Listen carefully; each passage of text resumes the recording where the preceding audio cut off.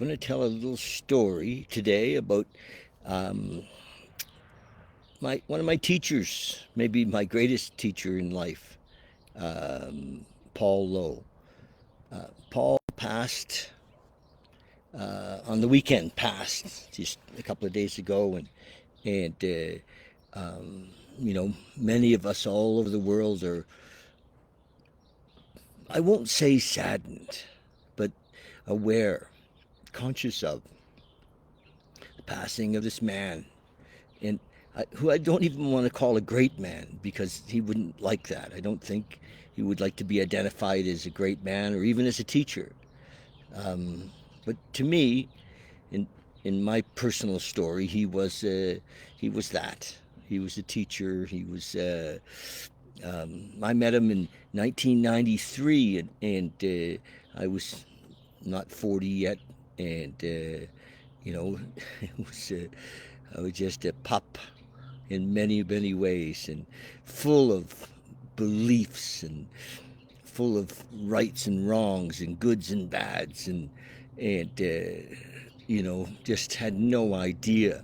I didn't know that I didn't know.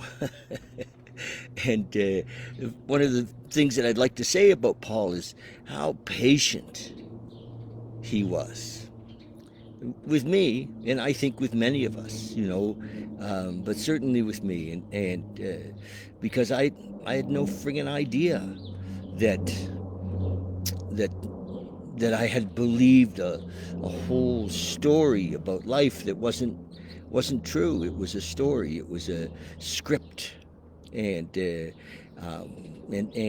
I thought everything was hunky dory except for me, and that the problem was that there was something I thought something wrong with me, and so my big thing in my belief systems was that there was something wrong with me, and I was struggling to fit in and do it right, whatever it was, and uh, and then Paul came along, and one of the striking things about Paul was his unconditional love. And many of us, would comment that there was an energy, and I believe that he had reached a vibration of unconditional love and beyond. He had done his work. He had great stories. He would tell about his search, if you will, for um, his search for awakening, search for what's going on here on the planet, and he had many teachers himself. Right, he had looked at and studied all the philosophies and looking for what's going on here. Why am I here? And so he'd done a ton of that work for us. And when I, had met him, he had just finished not long before that. He'd finished a tour with Osho, the Bhagwan Srirajneesh, and as his teacher, and Paul had been his kind of lead therapist, counselor.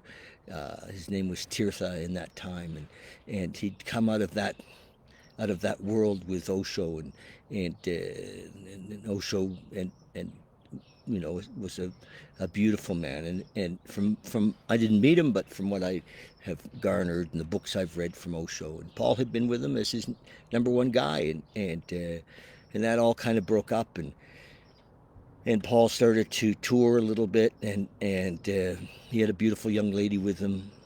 Her name was Grace Ava, and she was amazing to be around.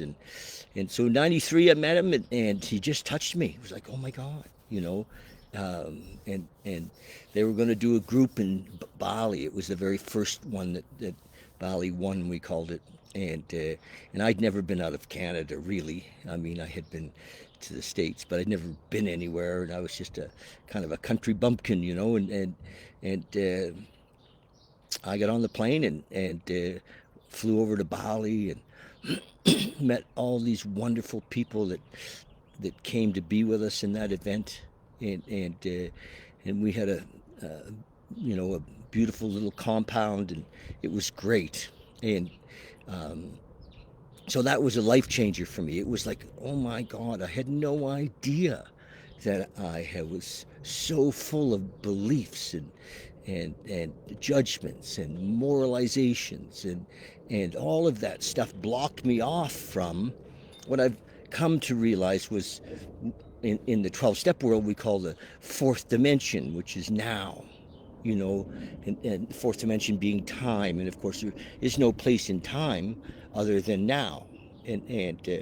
But I didn't know that at the time. I didn't know anything, that I was being blocked off by my fears and my resentments. And Paul was very patient, I had just a lot of ideas to let go of. And one at a time around relationship. He used to say that relationship was a ship that sinks, and he taught us to relate, not to relationship, but to relate, to be with each other in the moment, and in that relating is love, and he lived in that. And remember, I got to go to Germany and be in a group with him in Mexico, and many groups in California and New York, and on the West Coast here in Canada, and just over the years, some 14 years that I got to spend, being a student really of Paul, and what fun we had, what fun we had. And he would say, don't take it too seriously, and he meant that about everything. DTITS, don't take it too seriously. And that was, of course, the trap that I was in, and many of us are in, is that we get, we take it too seriously. And it was the big lesson. It really was, that here we are right now, and nothing is missing. And he would tell stories that would help us to see ourselves. And I mean, the dilemma, of course, is that the eye cannot see the eye. And and he would be the reflection, and it would be in group together. I remember lots of time in California in group together, in Harbin, and always on my way to go to group, I think of 100 things that I wanted to talk to Paul about, and I'd get there and then nothing, because in the moment there was nothing to talk about. But I would have all this stuff in my mind, and eventually I put my hand up and to say something. It was really not anything about anything, and he would look and listen, and then he'd go, next. and it would be,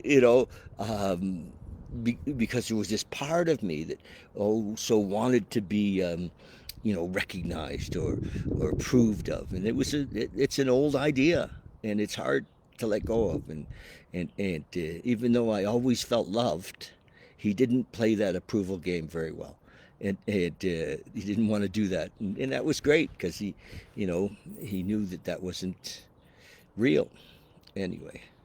So I loved him, and was involved for quite a few years in different capacities of supporting him coming to Calgary. He came for many years, year after year he would come, and often an entourage would show up with him of people from all over the world, and to come and be in group in Calgary. We had a bunch of us, I would say several hundreds of us that were all connected through Paul, and it was great. It was beautiful, a beautiful community, and many of us, will look back on our days with Paul with love and appreciation, because he was so clear. He was the clearest man I ever met, and we, had some things together. It was not at group time. Stuff didn't always work out, because stuff with me doesn't always work out, and he was so patient with me. He really was, and so I love him, and miss him. I for a long time. He was 92, and his mom and dad lived, I think, into their hundreds or very close to that, and I always thought he would be around for longer, and fantasized about going to Australia to visit him. But I did get there once to be with him and spend some time in their place, and there was some Sabine and Kira, the two that I know of that were with him at the very end, and really stuck with him all these years. He kind of quit touring in '07, so almost 20 years ago, and did very little public after that. But that's it. I just wanted to share my love for Paul, and just to remember uh, the times we had together, the patient, loving, compassionate way that he treated me, and I believe all of us, and his leadership too. He had balls.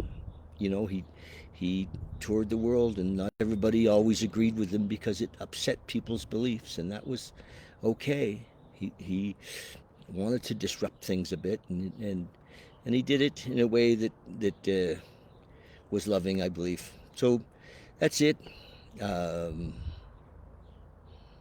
that's it. Just share my love with Paul and with the whole community. There's a bunch of us, and we're all aware that this light has left, but I think he left some of that light in all of us, and it's I'm hopefully carrying the same message as much as possible, and from the little limited capacity that I have, it's my goal to help wake up others. Okay, that's it. Love you guys, and just a tribute to my man Paul. And yeah, if you have any questions or thoughts, please make a comment. Okay, love you so much.